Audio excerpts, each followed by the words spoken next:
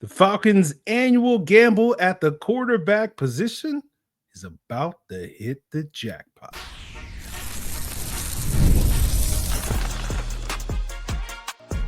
You are Locked On Falcons, your daily Atlanta Falcons podcast. Part of the Locked On Podcast Network, your team every day. Welcome back, everyone, to another illustrious episode of the Locked On Falcons podcast, your daily Atlanta Falcons podcast, part of the Locked On Podcast Network, your team every day. And today's episode is brought to you by FanDuel. Right now, new customers can get $150 in bonus bets when your first $5 bet wins.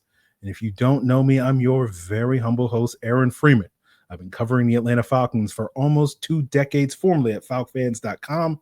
RIP, still going strong on this illustrious podcast. Been podcasting on the Locked On Podcast Network coming up on 9 years this November, and I appreciate each and every one of you that goes strong with me as everydayers. That means you make this very humble, illustrious podcast your first listen each and every day. And all you got to do to become an everydayer is subscribe or follow for free on YouTube or wherever you listen to podcasts. So today we are talking about the 3 big bets that the Falcons are making this year: improved quarterback play, improved coaching, and improved defense thanks to the youth movement on that side of the ball. This is a topic that we are revisiting that we discussed back on Memorial Day at the end of May.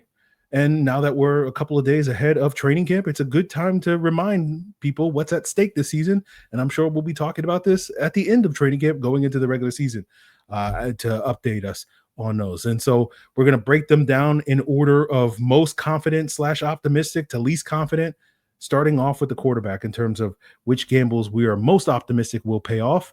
And, you know, the bet is on Michael Penix, the 5th quarterback for the Atlanta Falcons in the last 5 years. It's the same bet over the last 4 of those years. Hey, we got a brand new quarterback.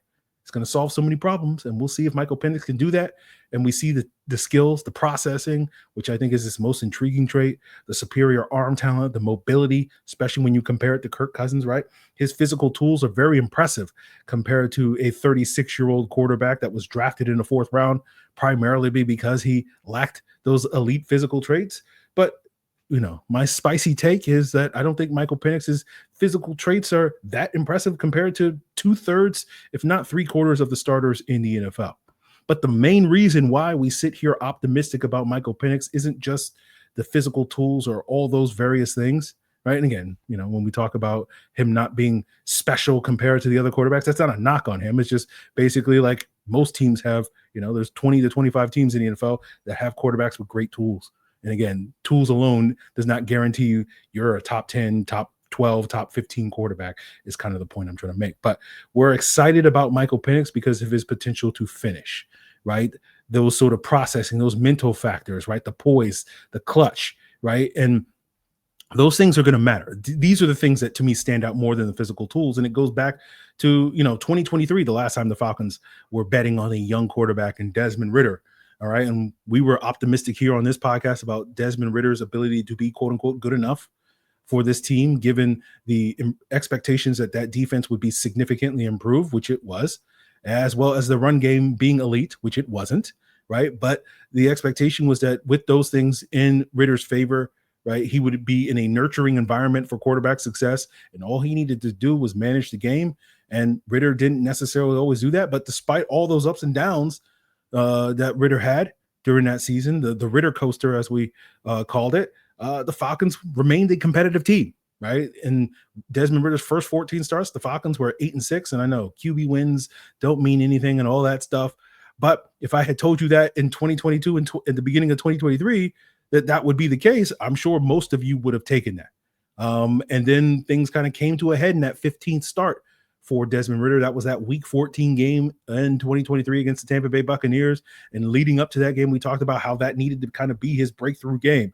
Due to the offensive line injuries, the Falcons wouldn't be able to rely on their run game. It had to be the passing game doing the heavy lifting. It was a home game where we saw Ridder mostly have most of his good performances versus an opponent that he had a relatively good passing game against 7 weeks prior in the Bucs team. And the Falcons needed Ridder to kind of put the team on his back and say, hey, win with your arm and show us why you are the franchise quarterback or have the potential to be that franchise quarterback. You need to turn a corner. You need all the inconsistency, all the ups and downs need to stop now. And unfortunately for the Falcons and Desmond Ridder, he didn't come through in that game.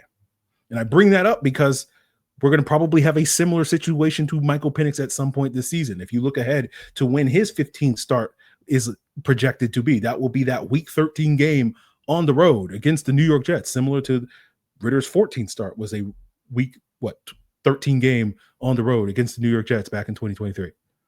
And at that point in the season, we'll see how the Falcons fare, but it's a good chance they'll be hovering around 500 at that point in the season, as they have been the last couple of years. In 2023, they were 6-6, needed to win 4 out of the last 5 in order to make the playoffs. They lost 4 out of the last 5, right? Last year, they were, 6-7, hoping that they would win their last 4 or make the playoffs. And unfortunately, they did not, right? They only won 2 out of their last 4, right? And they failed in both regards. And it's likely that we'll be in a similar spot going into that Jets game around Thanksgiving weekend. Again, we can hope for better, but more than likely the Falcons will probably be 5-6, 6-5 or something like that going into that game. And unlike Kirk Cousins, unlike Desmond Ridder, unlike others, we're hoping that Michael Penix has that breakthrough performance. And again, maybe it's possible the breakthrough game that we're talking about happens earlier in the season than that or whatever. But regardless, we're going to need Michael Penix to put this team on his back at some point, whenever that point is, probably at some point in the back half of this upcoming 2025 season, similar to what Baker Mayfield has done the last 2 seasons, which is the reason why the Bucs have been a major contributing factor to why they've won the division and the Falcons have not, even though the Falcons have been in first place midway through each of the last 3 seasons, right? Just like Jordan Love did in his first year as a starter in the Green Bay Packers back in 2023. Right, where they were kind of behind the 8 ball going down in that home stretch, and they won 6 out of the last 8 games. They won their last 3 games to sort of leapfrog into the 7 seed and make the playoffs. Wound up winning a playoff game. And so, if and when the time comes, right, all those physical traits that we're talking about that Michael Penix is impressive with, but nothing special. When it comes to that, it's going to be those mental traits. It's going to be the processing. It's going to be the poise. It's going to be that calm demeanor. It's going to be all those things that we harp on about Michael Penix possessing in spades. And that's going to allow Penix to come through when the Falcons need him to come through, much like Matt Ryan came through many a times throughout his NFL career. And yes, Michael Penix ripping a 30-yard strike while he's doing it is not going to hurt either. So we've talked so much about Michael Penix. We'll continue talking quite a bit about Michael Penix here in the podcast. There are plenty of, still remaining questions about Michael Penix, and we're optimistic about the answers to those questions that will be continuing unfolding on this podcast. But as we continue today's Locked On Falcons, we'll talk about some of the questions surrounding the coaching staff and why we're optimistic, but maybe not as gung-ho on those questions, giving us the answers that we want as we continue today's Locked On Falcons. So, of course, we all love summer sports, and just because the NBA season is over and NFL season has yet to begin doesn't mean FanDuel isn't still the best way to get in on all the baseball, soccer, golf, tennis, WNBA, and summer league action that is still going strong. And since you already follow that action, why not make it a little bit more thrilling with FanDuel? Is going to give you so many ways to win this summer, whether it's, looking at the Braves bouncing back after the All-Star break, or NBA Summer League, WNBA, all that is in favor for you. Falcons win totals this upcoming season. FanDuel's going to give you all those opportunities, whether it's betting on when Ronald Acuna hits his next home run, who's going to win the Eastern Conference, both in the WNBA and the NBA this upcoming season, where the Falcons going to finish in the NFC South. And FanDuel's easy to use. It's fast to pay out. So what are you waiting for? And if you're new to FanDuel, sign up today, because new customers can bet just $5 and get $150 in bonus bets if that first bet wins. All you got to do is open the FanDuel app today or visit FanDuel.com to get started. And this is an ad by our sponsor, Betterhelp. And workplace stress is at an all-time high. 61% of the global workforce is reporting higher than normal stress levels. And this summer is a perfect time to take small steps to focus on your wellness and manage the challenges that come with your workday. And of course, most of us can't just quit our jobs or take endless vacations, but we can start small, whether it's getting outside for a few minutes, adding movement into the day, or talking to someone who can help navigate life's challenges. And that's where BetterHelp comes in. Therapy isn't just for the tough times or trauma. It's a great tool for learning coping skills and setting boundaries. Therapy has helped me develop positive coping skills that make the day-to-day challenges easier to manage. And as the largest online therapy provider in the world, BetterHelp can provide access to mental health professionals with a diverse variety of expertise. Unwind from your work with BetterHelp. Our listeners get 10% off their first month at betterhelp.com/lockedon. That's BetterHelp, HELP.com/lockedon FanDuel.com/lockedon. So when we talk about the potential improvements of the coaching staff, we got to talk about the failures of the coaching staff, right? And as you've heard me say many, many times on this podcast over the last 6+ months, is this coaching staff talked the talk last year, but failed to walk the walk.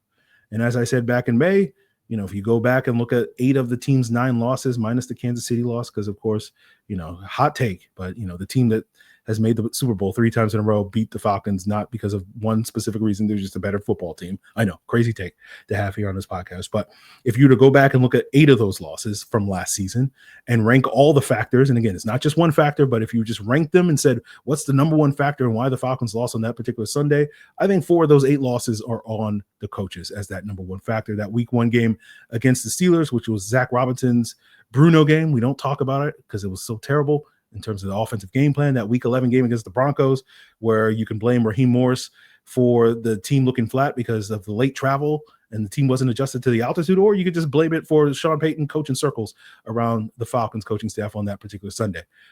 Week 17 against Washington, Raheem's costly clock management in that game. And then week 18, Jimmy Lake's costly division game plan against Bryce Young, underestimating the young up-and-coming Panthers quarterback. And then if you're curious what I think of the number factor in the other 4 losses, again, not counting the Chiefs games against the Seahawks, it was the secondary getting cooked. The Saints, it was Koo missing field goals. The Chargers, Kirk Cousins throwing a ton of picks. And then, of course, the Vikings, it was the secondary getting cooked another time. But, we can't have half of our losses being caused by coaches, especially when this coaching staff is sitting there saying like, oh, we're going to be great. And especially when you have a CEO like head coach like Raheem Morris, where that means he's not necessarily responsible for one side of the ball or other. Your coordinator hires mean a lot. And if we're grading Raheem's coordinator hires after 1 year, we give him a D, right? Jimmy Lake is a big fat F. Zach Robinson, in my opinion, is a C, right? Balances out to a D. And that's not great when you sit there and you heard Raheem Morris express the confidence, hey, the lack of experience of these 2 first-time coordinators is not going to be a problem. And it was at times last year, right? And, of course, with Jimmy Lake earning that failing grade, you fire him, and now you replace him with Jeff Ulbrich, right? And you're hoping that, those grades at least go from a D from last year to at least a B, right? We're hoping at least Jeff Ulbrich can be a C-level higher, if not higher, right? We're hoping that Zach Robinson is an A-level higher. And it's like, what? Why is Zach Robinson? Why is the standard so high for Zach Robinson? Well, Jeff Ulbrich told you after the draft, right? He's like, that's the guy, right? We expect to play with leads. Their whole defensive philosophy is built around the idea that this defense isn't going to stand on its own. Its entire philosophy is around, hey, we're going to have an elite offense, and our job is to complement an elite offense, similar to what we saw in 2016, the last time the Falcons had a bunch of young players on defense that needed to greatly enhance an historically good offense. More on that later in today's episode. But we've been very critical on this podcast of Zach Robinson over the last 6 to 8 months. And many of you say I'm too hard on Zach Robinson. I'm not hard enough on Kirk Cousins. Pause. Right? And so let's say you're right. Let's say all of Zach Robinson's issues from last year was because he was being held back by the quarterback, right? And so now Michael Penix is the quarterback. You have no more excuses, right? If you're blaming the league low number of play action passes on the lack of mobility from Kirk Cousins, well, guess what? There's nothing stopping you from leading the league in play action passes this year. If we're talking about Kyle Pitts' usage in the play action, we talked about how Kyle Pitts, spent almost 85% of his play action snaps blocking for the Atlanta Falcons. Why? Because he had to stay in because Kirk couldn't move, right? We had to have those 7 and 8 man protections with the tight end staying in the block. Well, we compare Kyle Pitts' usage in the play action to other similar tight ends and similar offenses like George Kittle in San Francisco, Tyler Higbee with the Rams in the past. Well, less than 40% of their snaps, they're staying in to block. And so now you don't have that excuse anymore with Michael Penix at the quarterback. And speaking of Kyle Shanahan and going back to 2016, talk about the year 2 jump that these offensive coordinators have consistently made in Atlanta over the years, right? Shanahan did it from 2015 to 2016. Sark did it. Cutter did it. Arthur Smith did it. We expect Zach Robinson to do it. The question is just going to be how big a jump are we going to get in year 2 of Zach Robinson? And talking about Arthur Smith, right? You go back to his first year as a play caller where this offensive line was really problematic. And that really changed in year 2. And a big part of that was because Arthur Smith dialed up a ton of play action to hide some of the offensive line's issues. So if you're concerned about Caleb McGarry's ability to protect to blindside. Sorry, I can't talk, guys. Protect Michael Penix's blindside. Now that the Falcons have a left-handed quarterback, well, guess what? How do you scheme around that? Play action, right? The solution to all life's problems is play action. You're wondering why your wife left you, right? Not enough foreplay and not enough action, right? Play action. It solves every problem for this team in life in and of itself. So, we all knew that Caleb McGarry is not a good pass protector, but Zach Robinson was sitting there going like, hey, I think he can be trusted on an island against TJ Watt. Again, all of that's Kirk's fault. But, we have confidence that this coaching staff is going to improve this year. It's just a question of, again, how much it's going to be. And that's going to potentially have ramifications on whether or not this coaching staff is still around in 2026. And again, this is going to be controversial to many of you listening and watching this podcast, but I don't want to be sitting here 6 months from now talking about Raheem Morris getting fired and having the conversation about, another black NFL head coach not getting a fair shake in this league. But as some of you are familiar with the statement, you got to work twice as hard to get half as far. That's the world we live in. And when you're a CEO head coach, the leash is not going to be as long. If you're coaching one side of the ball, the other side of the ball struggling a little bit, you might get a little bit more leeway, time to figure out that other side of the ball. If you can have something that you can stake on one side of the ball, hey, this side of the ball is really good, and you got to keep me around if you want to keep that continuity on that side of the ball, right? That's not the case with Raheem Morris, at least as we sit here today. We'll see if we're having a different conversation at the end of the season. But with Raheem, you go back to his first tenure in Tampa Bay, over 15 years ago, right? One of the issues he had then was he didn't have any control over his coaching staff. And so, the Bucs were like, hey, Raheem, you're really young, so we're going to pick your coaching staff for you, and you got to make it work, right? But this time he's had complete control over his coaching staff. There's no excuses, and you got to get results because these are your picks this time around, Raheem. And so you look around the league at the 8+ other CEO coaches, right? Looking at the Mike Tomlins, the Dan Campbell, both Harbaugh brothers, Nick Sirianni, etc. You're looking at new hires like Pete Carroll and Mike Vrabel that are also in that CEO category. They get results based off of what they've been doing. And now you can debate whether Dan Quinn or D'Amico Ryans or Sean McDermott and Todd Bowles qualify as CEO coaches, right? Or they do have significant control over their defenses. Again, I don't know if they qualify as that, but regardless of whether they do, they also get results. And so it's never a great look when you're firing one of your coordinators after 1 year. Now, sometimes it works out. You just look at Dan Campbell, right? He hired Anthony Lynn and demoted him midway through his first year and then promoted Ben Johnson. And the rest is history. But those types of examples are few and far between. And so when you look back at, the firing of Jimmy Lake, that's not a good omen for the future. And, we discussed this ad nauseum 18 months ago after Arthur Smith's firing, right? He got fired because he didn't win. And so when we talk about Raheem Morris, right, he's not going to be held to the same standard that Arthur Smith was given. He's not going to, there's no 3-year plan. He was expected to win immediately. And again, is that fair? Maybe, maybe not, depending on who you think. But dims the brakes, right? They don't say the NFL stands for not for long for anything. So when Raheem was hired, right, he said, I wouldn't even be here if the quarterback play was better. And so going back to the early part of the conversation we had about Michael Penix, if you can check that box by years in, if we're feeling great about the quarterback, okay, that's a feather in your hat. If we're sitting here talking about how, hey, man, these coordinator hires were really good after year 2, right? Much better. We feel a lot better about the grade that we're giving these coordinator hires after year 2. Again, those are other boxes that you can check. And so hopefully, whether the team's record is what we ideally want it to be in terms of winning games or whatever, right, which is ultimately where things are going to be judged.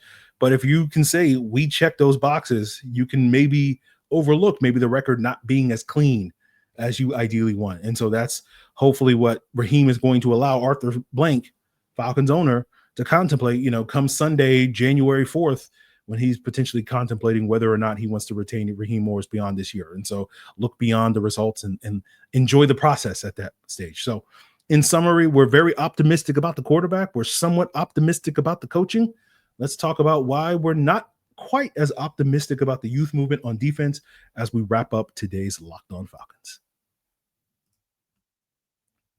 So, of course, one of the things we love doing on this podcast is pumping Penix, and Viagra and Cialis will help us do that. But if you're looking for something beyond the usual pill, it's time to meet Rugiet Ready.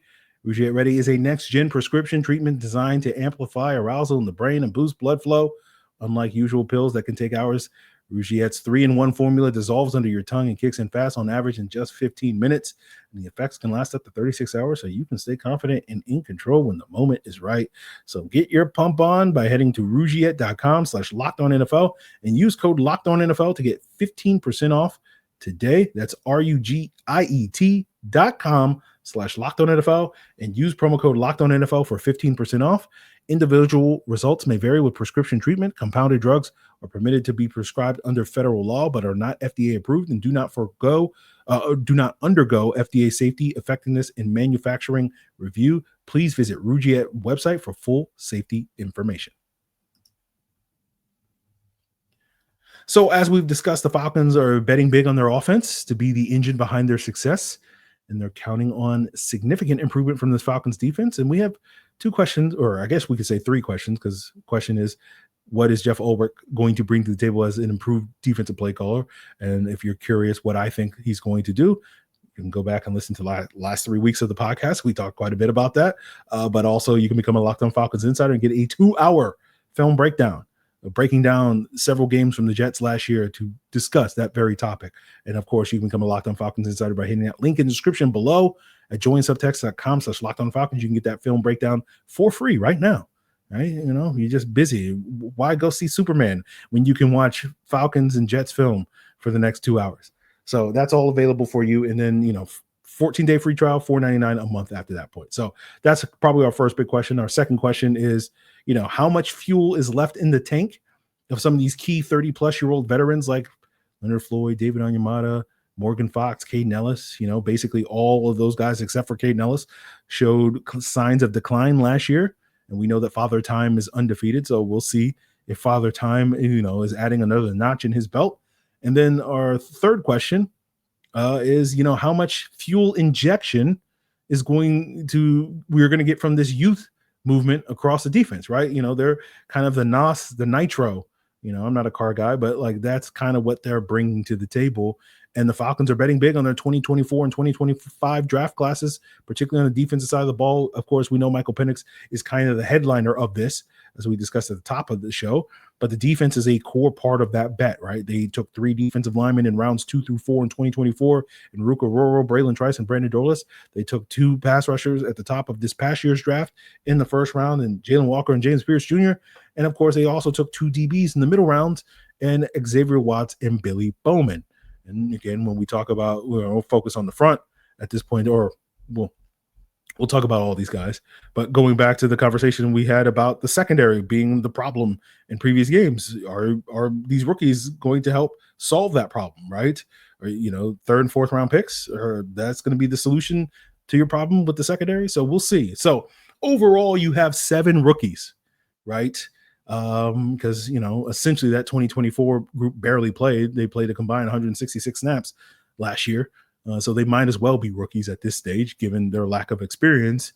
And as I've stated before, I'm most skeptical about whether or not these rookies are going to pay off in terms of the gamble that the Falcons are making relative to the bets the Falcons are making at the quarterback position and at the coaching position. And you're probably wondering why. Well, you know the answer. I'm a hater. No, but honestly, I think there's 2 reasons, right? We have 2+ decades of watching football, or I have 2+ decades of watching football, that tells me betting on rookies is not usually a good bet.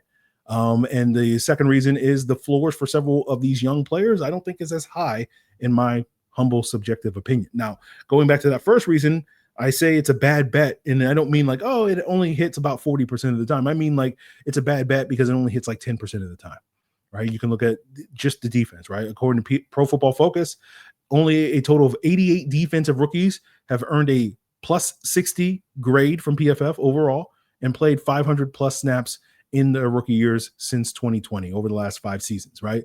And for why those numbers, 60 is an average grade, according to PFF's grading system, and 500 is nearly half the snaps in a given season, basically meaning that they're a regular contributor. For reference, Arnold Ebiketie and Nate Landman played about 543 and 544 snaps respectively last season, and those guys were regular contributors, unlike, I think Lorenzo Carter was the next guy under 500, and I don't think most people would say, oh, he was a regular contributor. But, in every year, there's about 250 rookies drafted every year. There's about over 100 undrafted rookies that make NFL rosters in week one. And so you can say roughly in every given season, it's about 350 rookies that are added to the NFL each and every year. And let's assume roughly half of those, of 175, are defensive players. So over 5 years, that would be about 875 defensive rookies that had an opportunity to impact. And again, only 88 of them did, based off of this standard that we're setting. 88 of 875 is basically 10%. And the Falcons are counting on 70 of these guys, and only 10% of these historically are going to hit, right? And if you forget the grades, right, how many of these defensive rookies have played just 500 snaps, regardless of how they graded out according to PFF? That's about 150. So even then, that's only a 17% hit rate. And so that's about 1 out of 7 based off of the 7 guys that the Falcons are betting on. And this is, again, why year after year, right? You think I'm just saying stuff to be a hater, but this is why year after year, I don't get hyped about rookies, guys, like the rest of you guys do. And then you go back to that second reason, talking about the floors, right? It's why year after year, I always stress, hey, when it comes to how these guys are going to impact, why this hit rate is so low is because it's all about the floor, and people get so excited about the ceilings, and the ceilings are 2, 3 or more years away. And it's like, what they're going to be right now is really about the floor. And again, this is purely subjective, but let's talk about my floor comparisons for all 7 defenders that we're talking about. And again, my floor comp is basically what I think that player is going to be week 1 entering the NFL. For Ruka Roro, that was Taquan Graham. For Braylon Trice, that was Jacob Tuioti-Manor. And Brandon Dorlus, that was DeMarvin Leal. For Jalen Walker, that's Jeremiah Tachu. For James Pierce, that's K'Lavon Chaisson. For Xavier Watts, that's Jalen Hawkins. And for Billy Bowman, that's Jamie Robinson. And I'm sure many of you will disagree with those assessments and say, oh, those players are going to be way better than those guys. And I'm optimistic that probably at least 1 or 2 of those, guys will come in significantly higher than my floor assessments. But I'm not necessarily optimistic that 5, 6, or 7 of those guys are going to come in. And the Falcons are kind of counting on that being the case. And, we've already heard this coaching staff say, we're going to be intentional about playing our rookies this year. And it goes back to what we already discussed, that by year's end, if they're going to achieve that goal, that's going to be a big factor in favor of this coaching staff, or a big factor potentially against them when it comes to whether or not they should be back in 2026. And part of my skepticism is that, especially on the defensive side of the ball, getting impactful rookies is not the norm for the Atlanta Falcons. Over the past 10 years, we can rattle off, again, not counting the PFF grades, just the guys that have played 500 or more snaps as rookies: Vic Beasley, Foye Oluokun, Kendall Sheffield, AJ Terrell, Ade Ogundeji, and Arnold Ebiketie. In only one of those years, right, did the Falcons have more than one guy in 1 year. You'll notice the 1 year I skipped, which was 2016, where they had Keanu Neal, Deion Jones, Devondre Campbell, and Brian Poole all play over 500 snaps, and 3 of those, all except for Devondre Campbell, finished with grades of 60 or higher. But again, that's one time in 10 years where the Falcons had multiple rookies come in and carve out roles as regular contributors.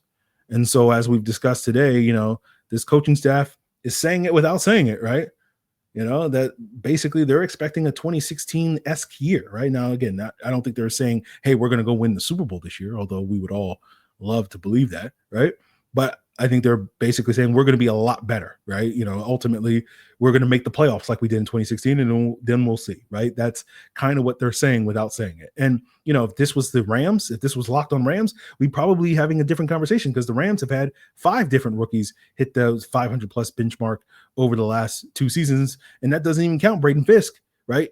Or 500-plus snaps and 60-plus grade, because Braden Fisk had a 57 grade playing 700 snaps last year, despite having 8 sacks last year, right? So they've had, basically a whole bunch of contributors these last couple of years. They've, you throw in guys like Jordan Fuller and Ernest Jones from a couple of years ago, right? You're talking about 7 different defensive players over the last 5 seasons, which doesn't even count the offensive guys like Steve Avila, Puka Nacua, et cetera, right? And again, the Falcons have had much more success getting immediate contributions from offensive players, but not so on the defense side of the ball. And so obviously when we're talking about Raheem and Zach Robinson, right, they were part of that Rams staff. But, they didn't port that over here to Atlanta last year, right? But will they do so this upcoming season? So we'll see. It's going to be fascinating to see how training camp goes. We'll be sitting here in 3 weeks with joint practices against the Titans talking about, oh, man, Ruka Roro just destroyed Peter Skoronski. Oh, man, did you see that ghost move that Jalen Walker hit J.C. Latham with? Or, hey, man, Billy Bowman just shut down Tyler Lockett on back-to-back one-on-one reps or whatever that is. And so these rookies and how they're going to impact is going to be a frequent conversation over the next 6 weeks as we get geared up for the regular season during training camp as well as preseason. And of course, I'm looking forward to every 6-second practice clip that's going to be overanalyzed and overreacted to here on this podcast. So I cannot wait, in the words of Bart Scott. And so these are going to be talking points all summer long, all season long. So, I'm sure we'll revisit this topic once the season gets here, right? Where are we at with Penix? Where are we at with the coaches? Where are we at with the young players on defense? All right. I don't know if we're going to move the needle a whole lot over the next 6 weeks with the quarterback and the coaches, but I certainly think there's a lot more potential for the rookies to feel, much more optimistic about those guys coming up. So we will see how the Falcons deliver on these bets and these gambles this upcoming season. And of course, this will be a topic that we may revisit again at the beginning of the season. So make sure you continue to make Locked On Falcons your first listen by subscribing or following for free on YouTube or wherever you listen to podcasts. And of course, for your second listen, hey, top 100, it's ranking season, right? Football isn't officially back. So go check out the Locked On NFL Top 100. Go get angry. Practice those coping skills that you're learning from BetterHelp by getting angry at some of the various rankings in the NFL Top 100. Why this player got disrespected, why that player got disrespected. It is all there for you at Locked On Sports Today, across the Locked On Podcast Network, your team every day.